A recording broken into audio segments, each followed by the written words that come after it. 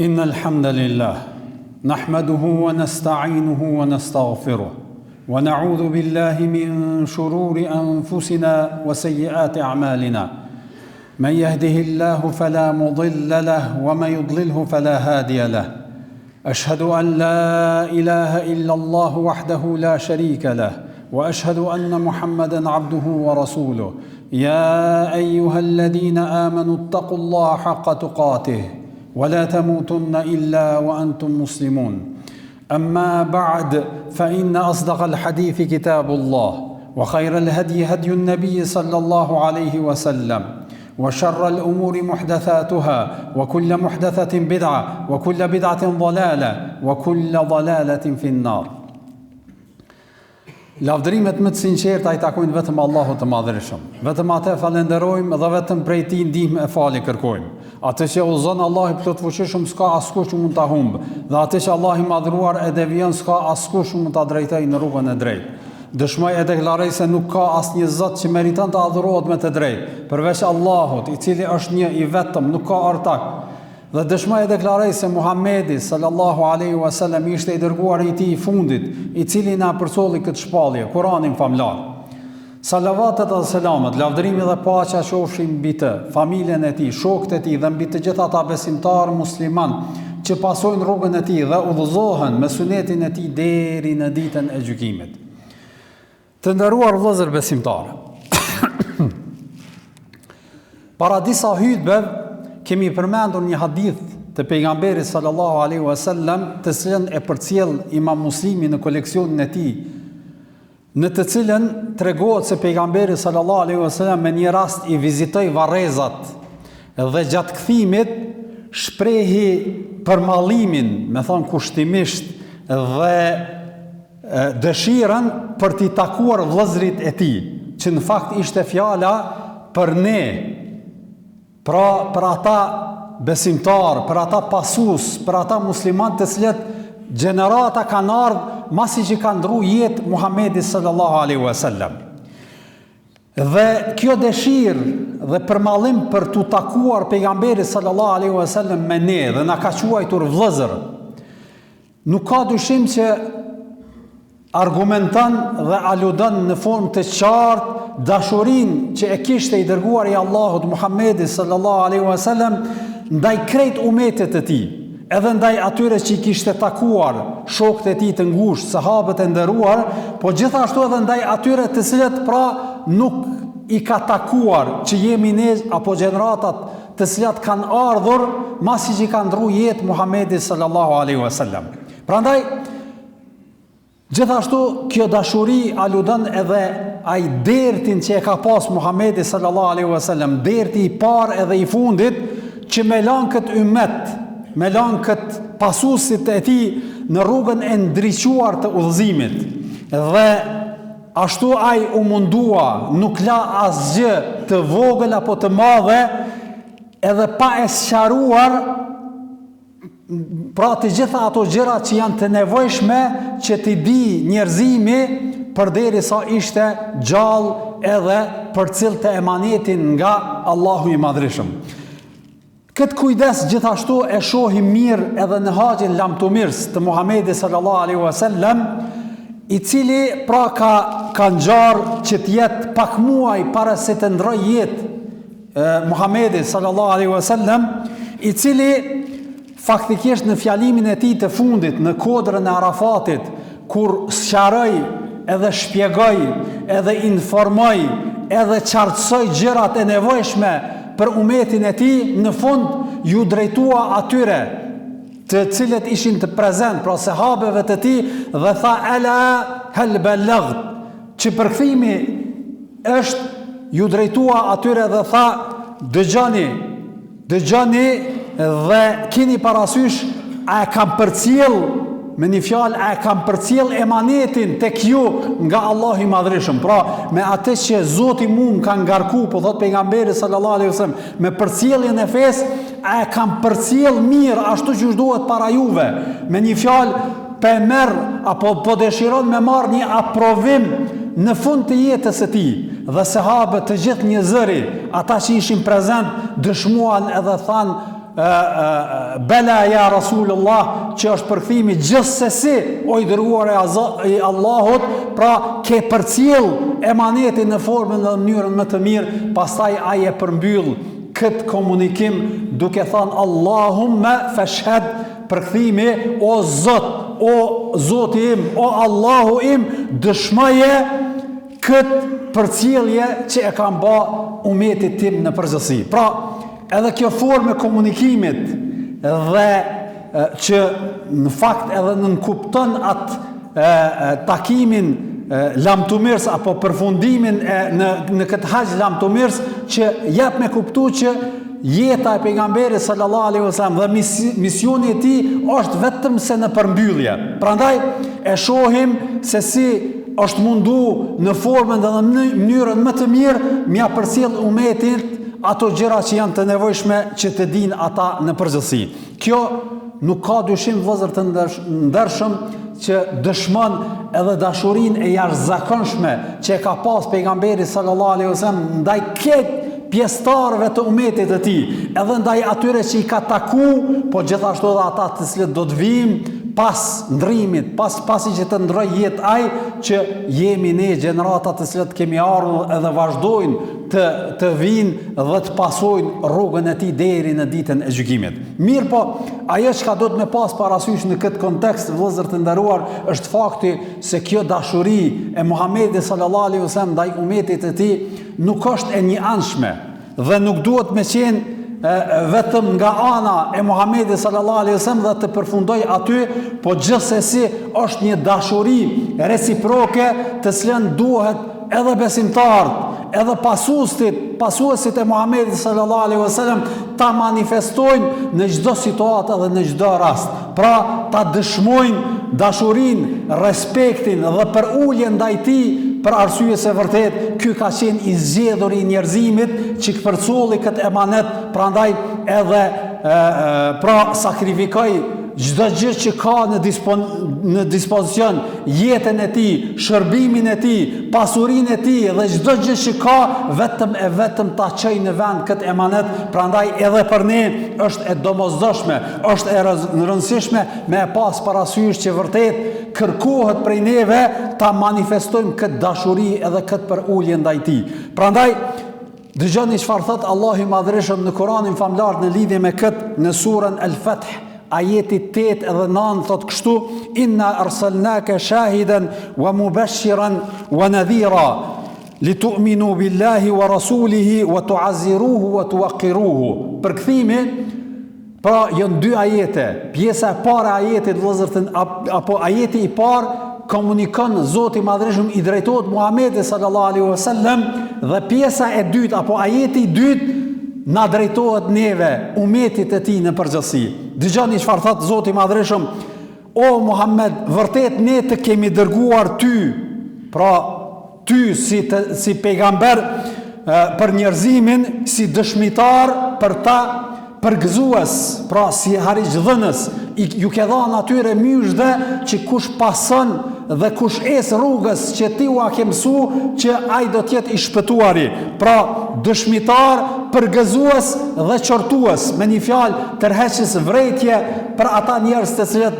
largohen apo devijojnë nga kjo rrugë e vërtet.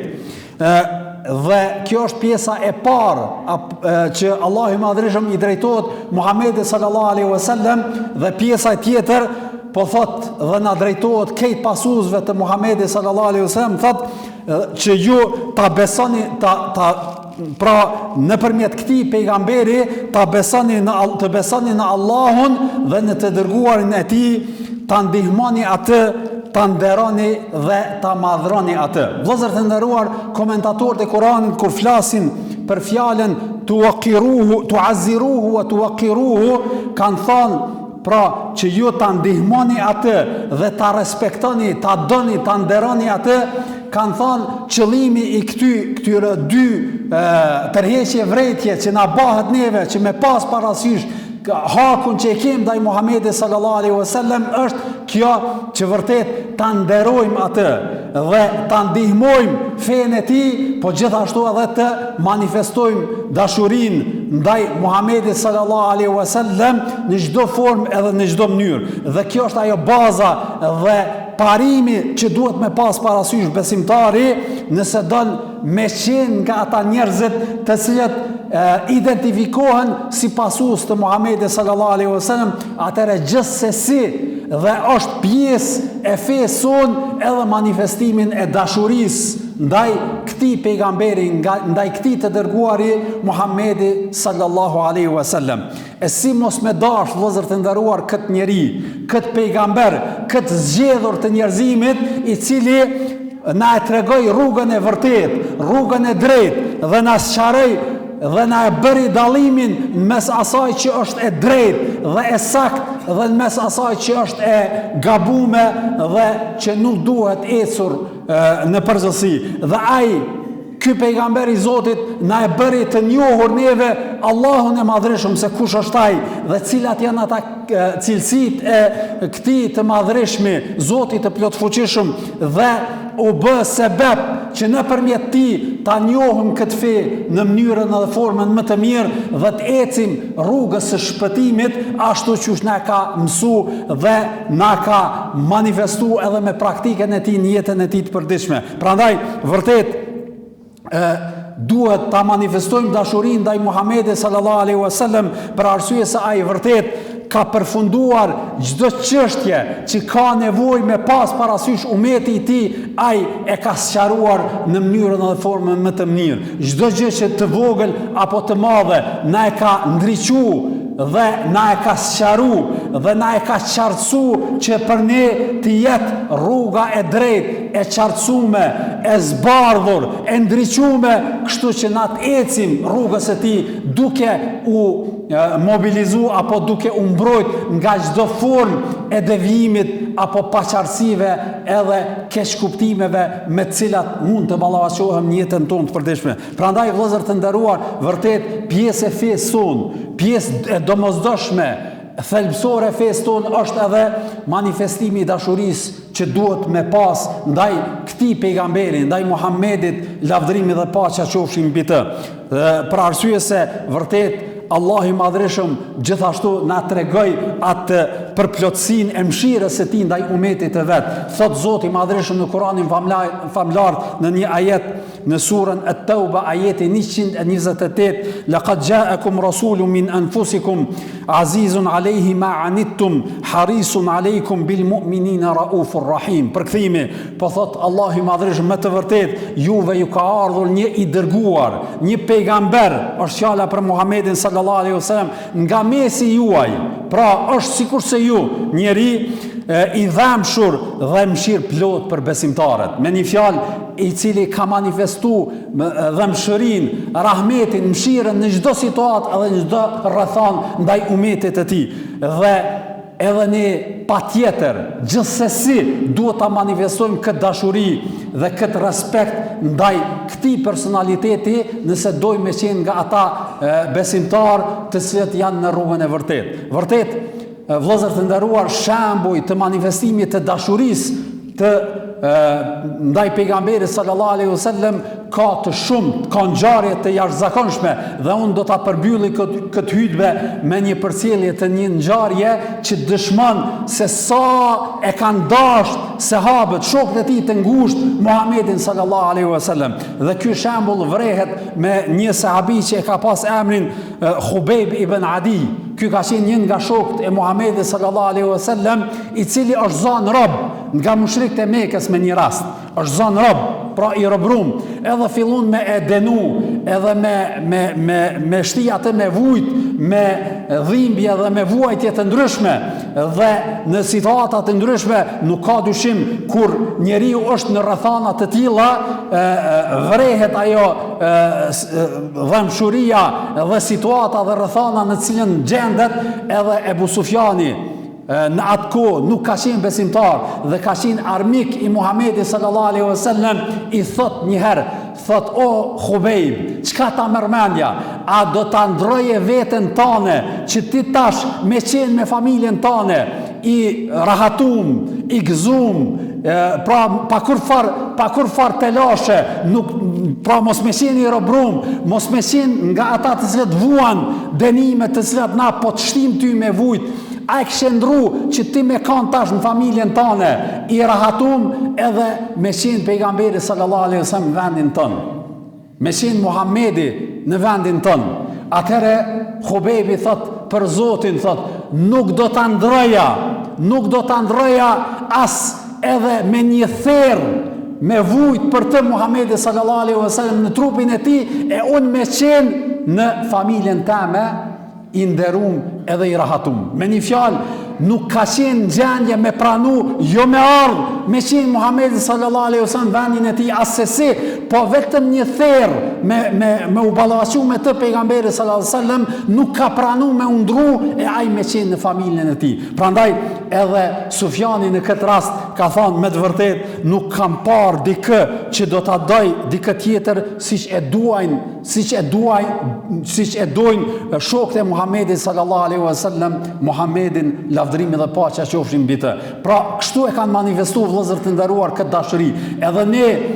patjetër, nëse dojmë me qenë pjesëtar të këtij ummeti, pjesëtar të kësaj rruge të vërtet, patjetër në çdo situatë, në çdo rrethon duhet manifestojmë dashurinë ndaj tij, për arsye se vërtet ai ishte që sakrifikoi, siç tham pak më herë, çdo gjë që ndërlidhet me jetën e tij, me rahatinë e tij, vetëm me çun vend këtë emanet me cilën është ngarku edhe me na përcjell këtë fe në të pastër, në ndriçim dhe në bardhësinë e tij, kështu që edhe ne të ecim atë rrugë që ai e ka ecë dhe të jemi në të njëjtin shpëtim të cilën ai ka premtuar në fjalime dhe në shpjegimet e tij të shumta. Lutim Allahun e Madhërisëm që të na dhuroj dashurinë për të dërguarin e tij Muhamedit sallallahu alaihi wasallam. O Allah, dhuroje dashurinë e pejgamberit sallallahu alaihi wasallam në zemrat tona dhe na bëj prej atyre që vendosin këtë dashuri mbi gjithçka tjetër në jetën tonë. Wa sallallahu ala nabina Muhammad wa ala alihi wa sahbihi ajma'in.